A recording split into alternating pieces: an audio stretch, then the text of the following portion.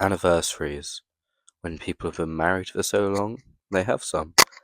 When games have been out for a certain amount of time, they usually have an anniversary celebration. And do you know what Hasbro do when their movies have been out for so long? They release toys. So, hi, I'm Insanium Prime, and today we're going to be covering the anniversary box sets and what the future is looking like for them.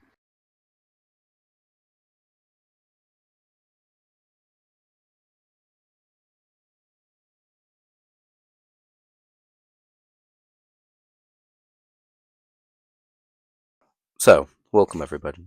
Today we're going to be talking about the 15th anniversary boxes Hasbro has released. Every year there's been an anniversary.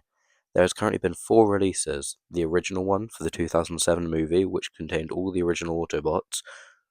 The the second 2007 movie one, which contained all the Decepticons.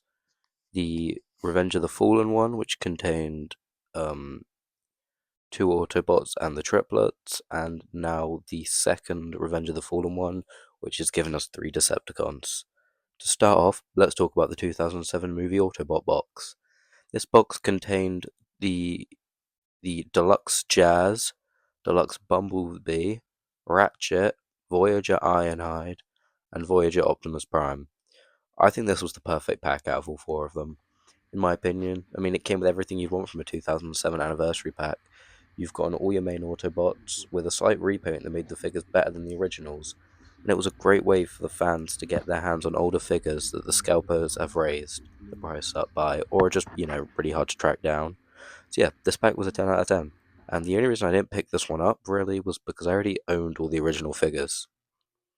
Next, they released a second pack to go with the Autobot pack, which included the Decepticons from the final Chicago battle. This box contained Voyager 2007 Megatron, Deluxe Barricade, Leader Blackout, Scorponok, and 2007 Starscream. Now, this pack was amazing, and again, provided fans with Decepticons they might have missed out on.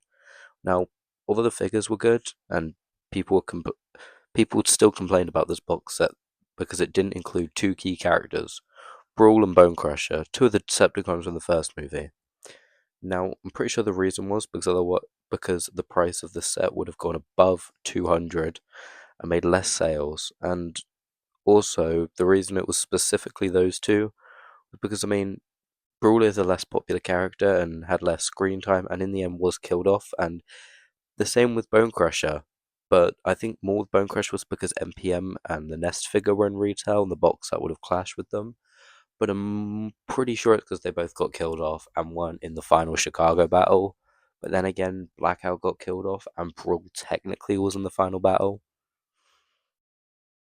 Anyway, now moving on from the 2007 movies, we go to the second Transformer movie released, Transformers Revenge of the Fallen. Now, last year we got the 15th anniversary, and like the 2007 movie, we got a box set including the Voyager Optimus. Which was just the same thing we got in the 2007 box set. We got the Deluxe Class Triplets and Leader Class Jetfire. Now, this was the first one I've picked up for the sole reason of pretty much getting Jetfire so I could have Jet Power Prime. And I mean, it was also an excuse to get the triplets, as I wanted them, but I just didn't want to pay 24 just for them. And I mean, I do currently have Optimus displayed Jet Power mode, Jet Power Prime mode on my Bayverse Autobot shelf, so I think the pack was worth it. And although this pack does have its flaws, this pack was supposed to be an auto pack for the movie. And I think it was just supposed to be based on the final battle. But my biggest problem with it is it came with the triplets who got killed off, and I feel like there was so much more like potential they had, and yeah, they were trying to keep the 115 price point. And when we go to talk about what's going to be in the future packs, I'm going to be using that price point as a leverage. And although the 2007 boxes were like, I think they were 150 each, it seems they're going to be doing 115 for the next couple for the next ones. So I'm going to be using that. But I'll be using the 1 Leader class, 1 Voyager, and 1 Deluxe, or like 2 to 3 Deluxes and a leader. But anyway, I thought it would have been cool to get like a deluxe cast sideswipe, as I mean he had more of an influential point on the movie, but I think more of I would have liked Jolt, as I mean you got Jet Power Prime, so it would have been cooler to have Jolt. So then you could recreate the I mean you need Ratchet, but you could then recreate the scene of when they're fusing Optimus with Jet Fire. But hey, we got the triplets and they're alright figures. Anyway, flash forward to this year, and we got the Revenge of the Fallen Decepticon anniversary pack. And honestly, I think this is the perfect pack. Not as good as the Autobot one for 2007, as it comes with all the characters, but it comes with all the characters you would want. First off, you get the Fallen, obviously. I mean, the movie's literally called Revenge of the Fallen. If they didn't include him, then can you really call it a Revenge of the Fallen anniversary pack? But yeah. Next, we got the Battle Damage Revenge of the Fallen Megatron, which I'm so happy they gave us this version instead of the basic one. Because, I mean, they could have just given us the basic Revenge of the Fallen Megatron, but they gave us the Battle Damage version, which means for collectors who already have normal Megatron, buying this pack isn't as much of a setback. Because I know for most people, with the packs, like I said about the 2007 movie, but like if you already own, say this pack comes with 3 figures, if you already own one of those figures, paying 115 for only 2 figures that you need and one which you're pretty much going to dump, I mean, it doesn't seem that worth it, and it seems probably more worth it to track the figures down, unless obviously they're scalped figures and go for way a lot more, which then in that case it'd be a different, but that's what I'm saying. Um, So I'm happy they gave us the painted version, and I mean also the battle damage version just looks better. Next is a bit of a weird one because people don't really like the figure, but Revenge of the Fallen Satellite Soundwave, which honestly it made sense. He had quite a big impact in the movie, so I think it makes sense. And I mean they wanted to keep that fit £115 price point that they couldn't. Also they point and obviously they had to have the Fallen, so they couldn't include Grinder. Um, The next one, which they wouldn't include, is Sideways. I mean, he got killed off. Doesn't really make sense of why they have him. They didn't have Sideswipe in the Autobot pack, so why would they have Sideways? Um, but yeah, the reason I don't think it's and again any of the Constructicons doesn't make sense unless you like really like their designs. But unlike me, there's no reason to really have like one or two of the Constructicons unless you're trying to get Devastator. So yeah, I'm going to be picking this one up mainly for the Fallen, but honestly, like the triplets, it gives me a reason to get Satellite Soundwave, which I probably wouldn't have normally gotten by myself and probably would have just tried to find the Mercedes one. But I think if I have Satellite Soundwave, which I prefer Satellite Soundwave over Mercedes Soundwave, so I think this is a good one. Although the figure isn't that good, the actual kind of figure isn't the best, I think the in satellite mode he looks good, so he will definitely be on my Decepticon shelf. Now we've covered those two, we've got to talk about the future of the anniversary packs. Now, next year is the 15th anniversary of Dark of the Moon, and we don't know if we will get an anniversary box, but I mean, if Hasbro did, it will make the first one for next year would be for the Autobots. So I'm going to be covering that.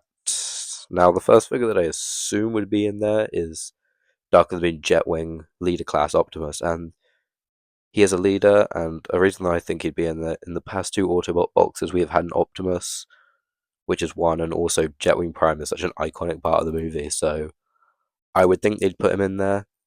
Now, we most likely would get a Voyager and a Deluxe, and going into it, I think the Deluxe would either be Dark of the Moon Bumblebee, Dark of the Moon Dino, or Dark of the Moon Q.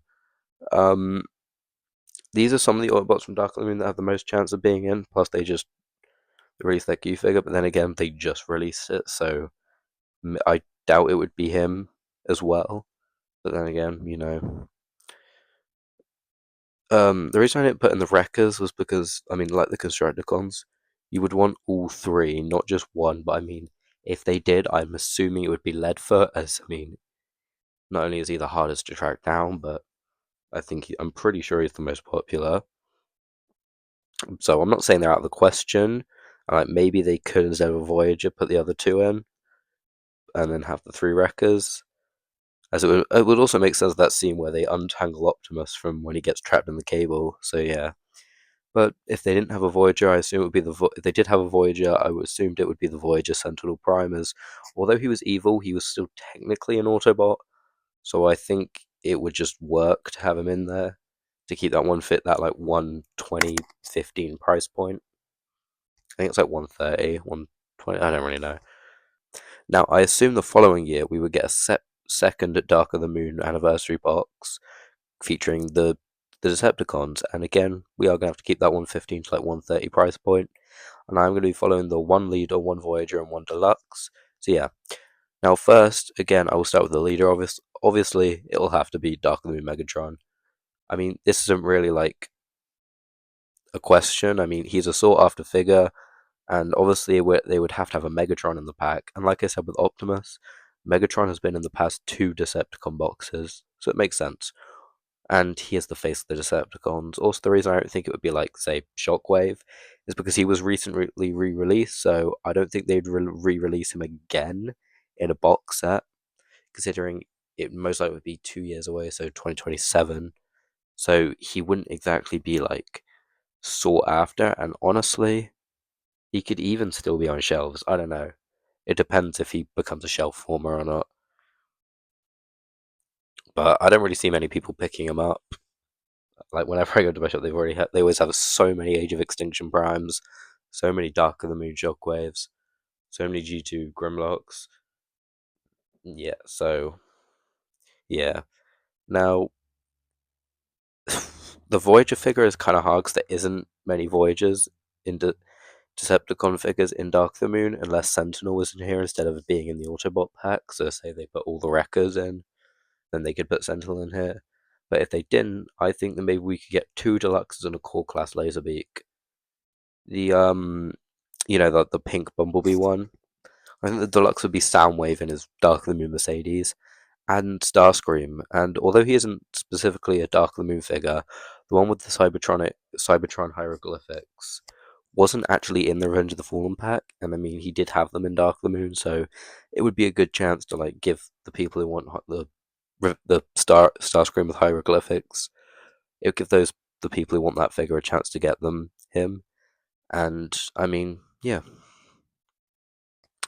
Now, anyways, I hope you guys enjoyed this, and if you want to hear my theories on what could be in an eventual Age of Extinction and the Last Night boxes if they release them, like and subscribe, and I'll see you in the next one. And remember, transform and roll out.